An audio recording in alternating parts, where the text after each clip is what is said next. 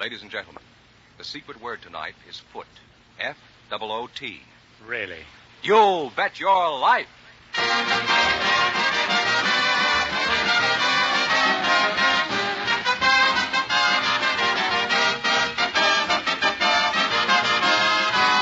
The DeSoto Plymouth Dealers of America present Groucho Marx in You Bet Your Life, the comedy quiz series produced and transcribed from Hollywood. And here he is, the one, the only... Brother, what I know about him. Oh, that's me, Groucho Marx.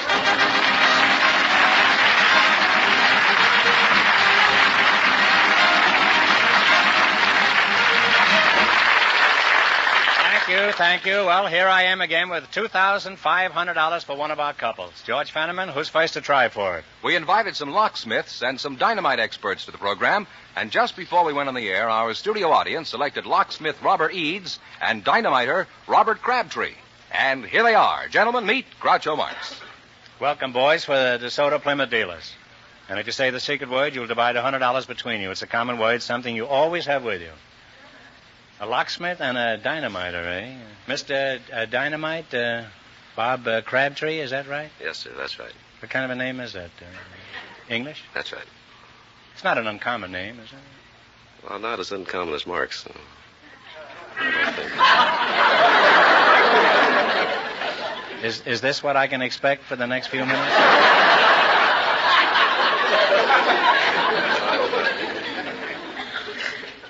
You're the dynamite man, huh?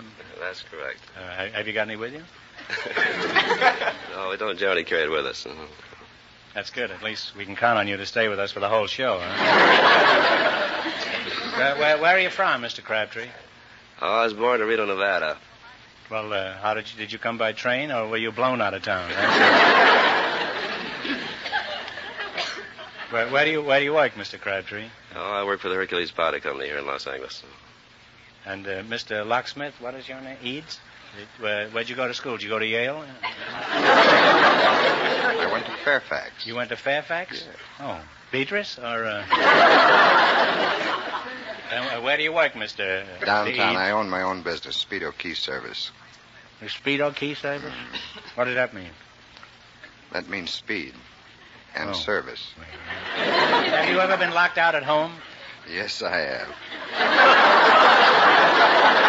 He's got nice business, this fella, huh? Can't even get in his own house. Why? What happened? I just lost the keys. Now, what kind of jobs are most common in your business, Oh, Mr. opening Eads? cars, Opening homes, opening automobiles, homes, offices, changing combinations, general repairs, installations. I change my combinations about 3 times a week, huh? I change them more often, but I have to wash them myself. Huh? If you think my combinations are washed out, you should see me around 8 o'clock in the morning. How do you change the combination of a lock? By the rearrangement of the tumblers or the What do you mean, replacement. tumblers? You mean they have midget acrobats inside? What are tumblers? Tumblers are the pins that, the different length pins that go to make up the combination of the lock. TNT, that's you, Dynamite. By the way, what does TNT stand for? It stands for trinitotoluene. Oh. I thought it stood for tamales, knockwurst, and tortillas. That's a pretty explosive combination, too. Do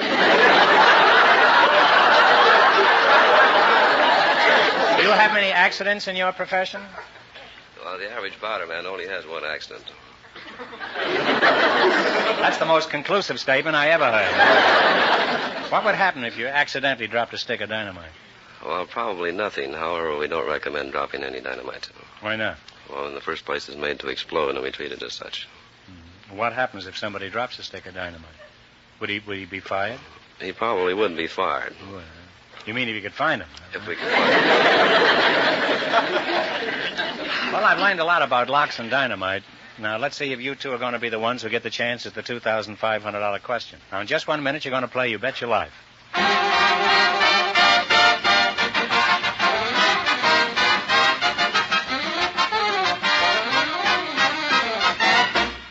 And now, an important bulletin from the DeSoto Plymouth Dealers of America. Quote, Here's good news for the many thousands who are waiting for a new DeSoto or a new Plymouth. The production lines at the factory are really humming, and beautiful new cars are rolling off the line. We suggest that you contact your DeSoto Plymouth dealer at your earliest convenience. End of quote. Yes, folks, that's good news to all of us. More and more people will now experience the thrill of driving a DeSoto, the car that lets you drive without shifting. So be sure to see your DeSoto Plymouth dealer.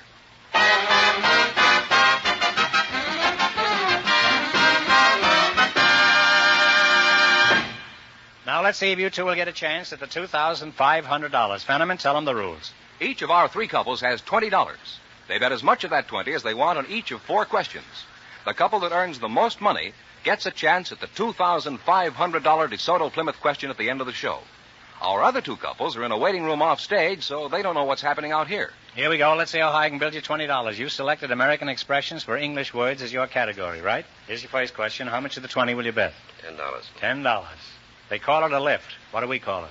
Elevator. Elevator is right. And they're on their way up with $30. Well, you've just raised yourself to $30 here with that elevator. Remember, you're going for $2,500 tonight. Now, how much of the 30 will you try? Make it 25, Red. 25. All right, that's dynamite. Yeah, the English expression is accumulator. Accumulator. What do we call it? Additive. Adding machine? No. I'm sorry. It's a tough one. It's a storage battery.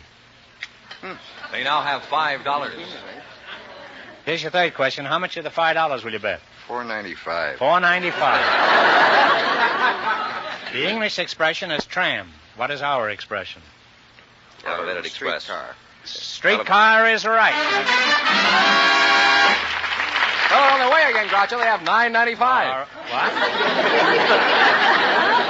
How much of the $9.95 are you going to bet?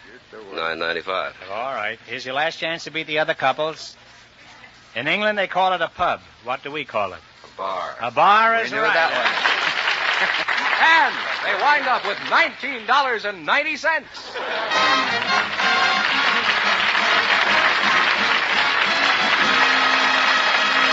Thanks and good luck from the DeSoto Plymouth dealers. Now, don't go away. You may get a chance at the big question. Groucho, the secret word is still foot. Foot, huh? Which one, George? It doesn't matter. It does to me, huh? Perhaps our next couple will say it, too. We asked for volunteers from the audience who had interesting stories. Just before we went on the air, Mr. Harold Price and Mrs. Florence Schwartz were chosen. And here they are. Folks, meet Groucho Marx. Welcome to You Bet Your Life, youngsters. And if you say the secret word, you'll divide $100 between you. It's a common word, something you always have with you. Harold Price, eh? That's right. Well, I'm happy to see that you came down to the program tonight. I'm always glad to see a price come down. Harold, what sort of work do you do? I'm a fry cook. Fry cooks. I always thought cooks were hard-boiled. Where do you work right now? At the greasy skillet? No, well, I came out here from Buffalo, New York, and I'm going to get something pretty quick now. I'm going to get work right away. In other words, you're unemployed, is that it? Well, I'm unemployed. Did you quit or did you get fired? Well, got fired, I guess. When will you know?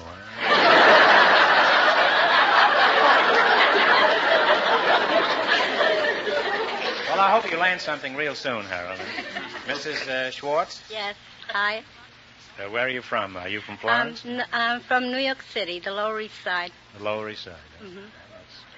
Fenneman says you two have had some interesting experiences. Mrs. Schwartz, what's happened to you?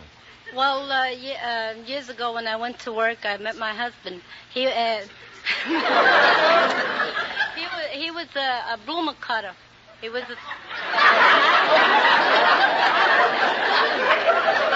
a bloomer cutter, did you say?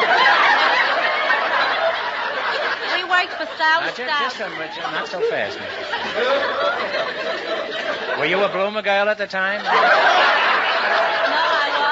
I was much thinner, and these were, I had to make work for stylish stouts, and I only weighed 105 at the time. Mrs. Schwartz, I'm an expert on double talk, but triple talk throws me, so you, Mrs. Schwartz, huh? So he we'd have layers of cloth, and he'd have to cut them. I'd be slicing them. I'd have to slip a He was a bloomer cutter, and you were a bloomer slicer. That's right. And that's how you met? And Slicing and cutting your way through the I east was side. working on this table, and every time we'd look at each other, they'd be getting cut wrong, so we'd have to cut them a little smaller. So anyway, what happened? Well, anyway, the boss says that I was distracting this cutter from his work. I can understand that, huh? And that I'd better look for another job. So it was during the Depression at the time, and I couldn't find a job. So he says, I think I'd better marry you. So he wouldn't start haunting me about a job.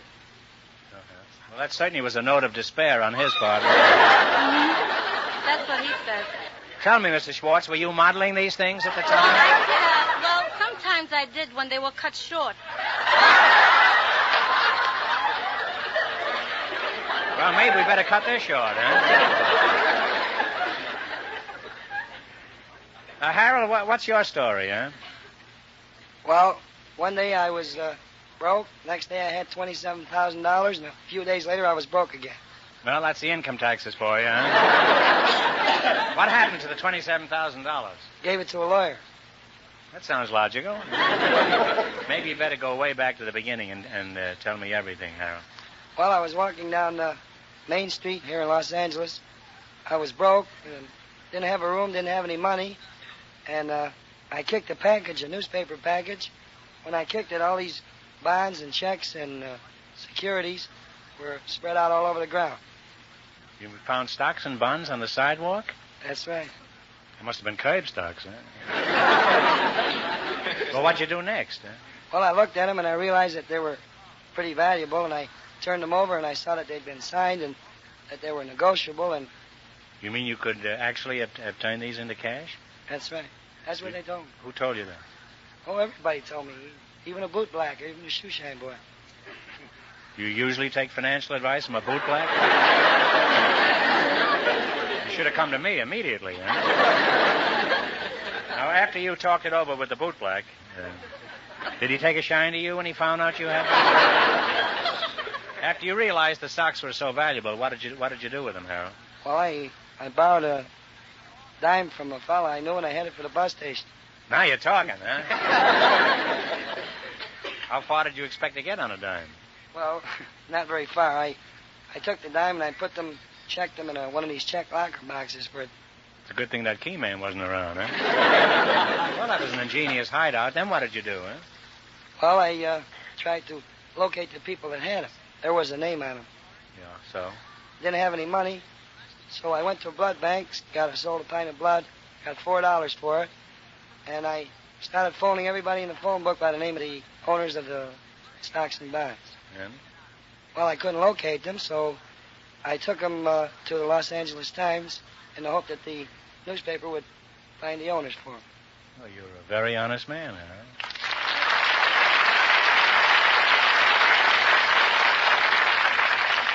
Harold, if everybody in the world was as honest as you, there probably wouldn't be very many people with $27,000.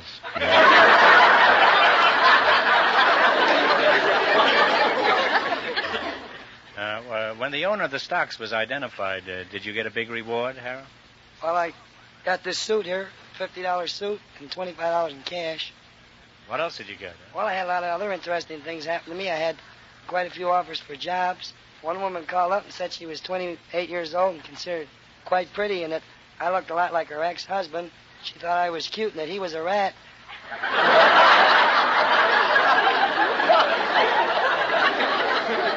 She said she'd like to have an honest husband. Well, you'd have been provided with cheese anyhow. Well, what are your plans for the future? Which of the jobs are you going to take, Harold? Well, I'm going to take whichever one has the most security and the most promising future, whatever it is. Well, you better marry the girl whose husband was a rat. Well, it's been refreshing talking to you, talking to an honest man. I rarely encounter one. Now, let's see how well you two can make out in the battle for the $2,500.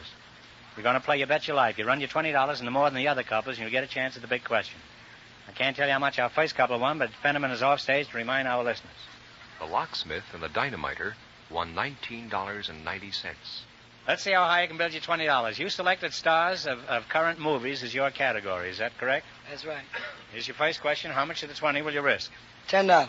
$10. Who's the male lead in Chain Lightning? Humphrey Bogart. Humphrey Bogart. Off to a good start with $30, Groucho. Remember, you're going for $2,500 tonight. Now you have $30. How much are you going to try? 15. 15. Who is the leading man in Francis? What's his name there? Donald O'Connor. Donald O'Connor is right. They're climbing. They have $45. Fooled me. I just said the jackass. Huh? All right, you got $45. Now, here's your third question. How much of the 45? Bet 30. Who plays the lead in Willie Comes Marching Home? Tap dancer. What's his name? Dan Daly. Dan Daly is right. Now they have $75. Okay, now you got $75. Now, how much are you going to bet? Now, talk it over, kids. Bet 50, I'd say. Bet it all. Who plays the young man with a horn? Wait a minute. Kirk Douglas. Kirk Douglas. One with a grand total of $150.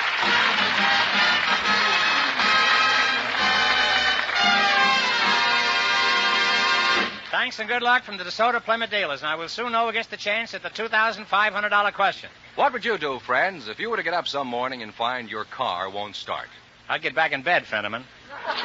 Well, smart folks would call out their DeSoto Plymouth dealer because he'd send a man over to fix up your car and get you back on the road. In my pajamas, huh? I'll thank him to let me alone. Well, Groucho, most folks will thank their DeSoto Plymouth dealer for the kind of fast, courteous treatment he's willing and ready to give. All right, Fenneman, I'll thank you to tell us who's leading in the battle for the $2,500 question. Well, the honest man and the housewife are ahead with $150, and the secret word is still foot. Just before we went on the air, our studio audience selected a perfume salesgirl and a county fair official. And here they are, Miss Libby Kohler and Mr. Tex Condon meet Groucho Marx. Welcome for the DeSoto Plymouth dealers, folks. And if you say the secret word, you'll split $100 between you. It's a common word, something you always have with you. Miss Libby Kohler? That's Kohler? right. Kohler. Kohler. You're the perfume salesgirl, eh? That's right. Where are you from? Cologne? No, Reading, Pennsylvania. Where? Reading, Pennsylvania. Oh, pretzel bender, eh? How long have you been selling perfume? Oh, about 10 years. Well, you add a very fragrant note to our program. Mr. Condon? Yes, sir. And where are you from? All of you, I mean. Huh? Originally from Texas. I'm now living...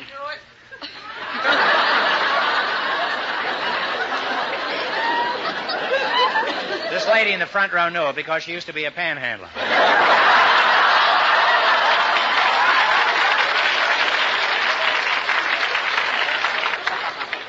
We insult anybody around here. We don't. Unfortunately, we mean it. Now, where are you? You're from Texas, huh? Originally, but I live in California now. Well, that's quite an admission for a Texan to make. I'm a displaced Texan. Are you married, Tex? Yes, sir. How many children do you have? I have 3. 3, huh? Yes, sir. Are they all as big as you? No, 2 of them, they're all girls. 2 of them are 5 feet 8 and 5 feet 9. One of them's only 5 feet 7 and a half.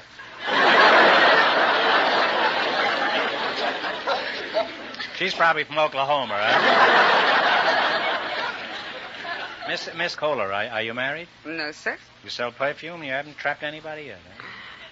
What kind of perfume do you sell? Repulsive number 5? I always get a kick out of the names you people choose for your products. What are some of the scents you sell? Voodoo, taboo, shocking, white shoulders.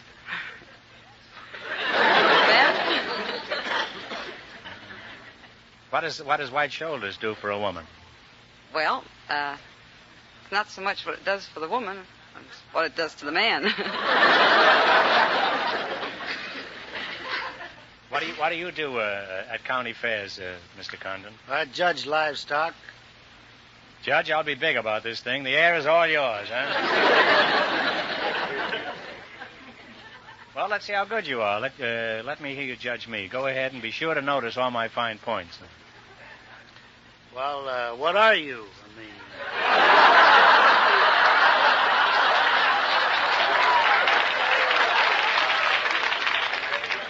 If I have to answer that, the whole thing is off. Huh? I'm a Brahma, Judge. Any fool can see I'm not a Holstein. Do you judge Brahmas? Oh, yes. I just... Well, you're a Brahma critic, in other yes, words. indeed. We handle a lot of them. And I say you're a Brahma critic? Yes, sir, Brahma. Who do you work for, the Daily Moose? Well, all right, go ahead and judge me, huh? Generally speaking, you have all the fine points of an outstanding animal. You have a very well-shaped head. You have... For what? Well, for a good Brahma. You have fair shoulders, but I'd say they could be a little thicker, a little fuller, your shoulders. Well, my head makes up for that. Well, how do you judge cattle? What do you look for in a cow? General conformation, quality, and showmanship. I never heard of a cow with showmanship, huh? Is that when a cow is a good hoofer? No, not exactly. How much does a prize cow bring? These top cows, good cows, bring anywhere from, $12,000 to $20,000. A cow is worth $20,000? Oh, yes. Gee, you wouldn't think a cow would be smart enough to save all that money. Huh? She probably made it in a bull market, huh?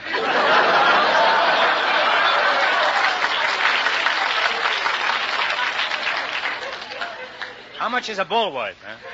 Not a wool worth, but a bull worth, huh? Oh, good, real top, outstanding bull sold for $65,000 this year. A bull is worth $45,000 more than a cow? Oh, yes. I hope you girls all listen to that out there. Well, I've always said it was a man's world. How much does a prize bull weigh, Judge? Good bull weigh from 1,600 to 1,800 pounds. And how much does that come to a pound for a $65,000 job? Well, don't figure them, but you don't eat those bulls.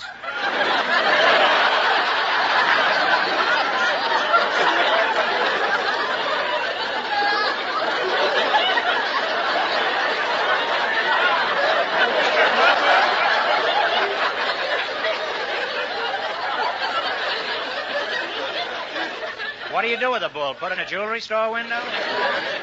Suppose I did eat it. Well, if you did eat it, let's see, it'd figure around $150 a pound. Well, that's just what the Beverly Hills butcher charges. Well, you've both been very interesting and very nice people. Now, let's see if you'll beat the other two couples and get the chance at the $2,500 DeSoto Plymouth question. I can't tell you how much the other two couples won, but Fenneman is going to remind our listeners. The honest man and the housewife are ahead with $150. Here we go. Let's see how high I can build you $20. You selected cities of the world as your category. Is that right? All of these cities are over 300,000 in population. Now, you have $20. How much you want to try? $10. Are you an auctioneer at times, too, Judge? Yes, sir, I am. In what country is the city of Genoa? Italy. Italy is right, huh? We're off to a good start with $30, Groucho. All right, now you got $30. How much of the 30 will you try? 25. In what country is the city of Baku, or Baku, B-A-K-U? India. Do you agree with that? No. I'm sorry, the Hemingway is told back here. It's Russia. They now have $5, Groucho. All right, here's your third question. You're down to $5. Now, how much will you bet? $3. $3, huh? In what country is the city of Helsinki?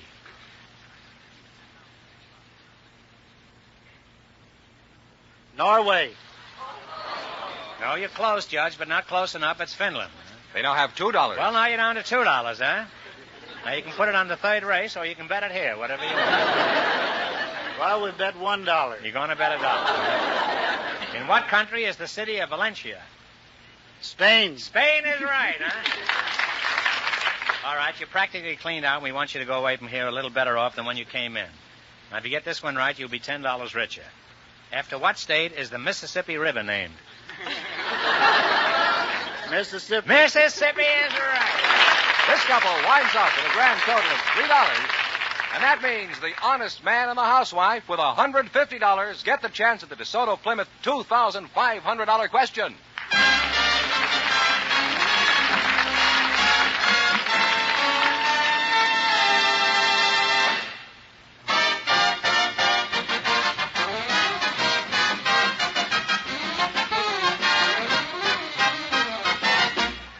To get the most mileage from your car, you'll find it will pay you to take it for service to a DeSoto Plymouth dealers.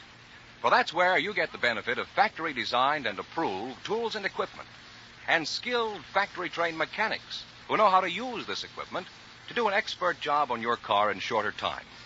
To you, this means a saving of money and a car that will give you faithful, economical service mile after mile.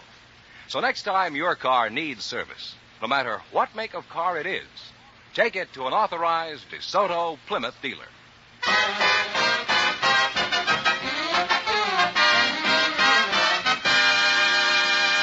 And here's the honest man and the housewife, the winning couple, all ready for the DeSoto Plymouth $2,500 question, Groucho. Right. Here we go for $2,500. Ready? I'll give you 15 seconds to decide on a single answer between you, so think carefully, and please no help from the audience. Here it is. The Comstock lode is one of the richest deposits of gold and silver in history. Many present-day fortunes were started in the mines of the Comstock lode. For $2,500, tell me, in what state is it located? All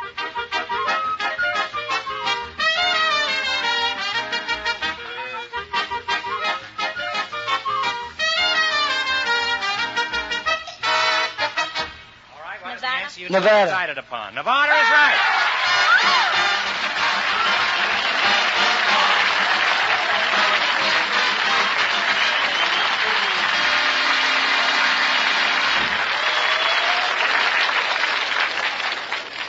You had the right answer, so you win $2,500. What are you going to do with all that money? Well, I think open up a little hot dog stand or something, a little small. Good, good.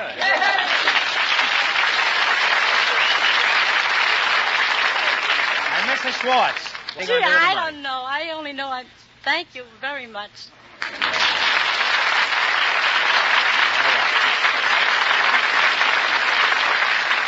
Well, let's see. You won $2,500 plus $150 in the quiz. You really cleaned up tonight. Congratulations from the more than 3,000 DeSoto Plymouth dealers from coast to coast. You bet your life. Thank you. Thank you.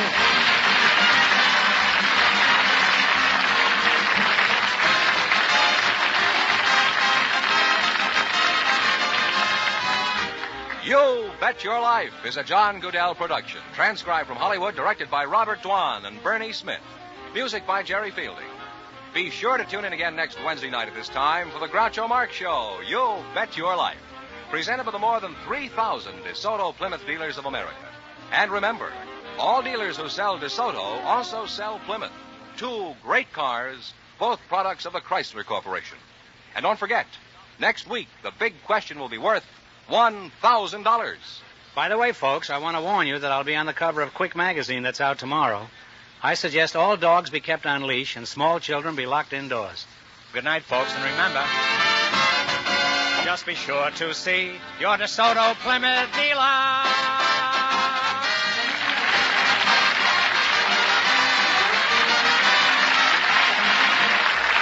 Folks, here's a tip from the National Safety Council.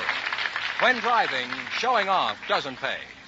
This is George Fenneman signing off for the more than 3,000 DeSoto Plymouth dealers from coast to coast.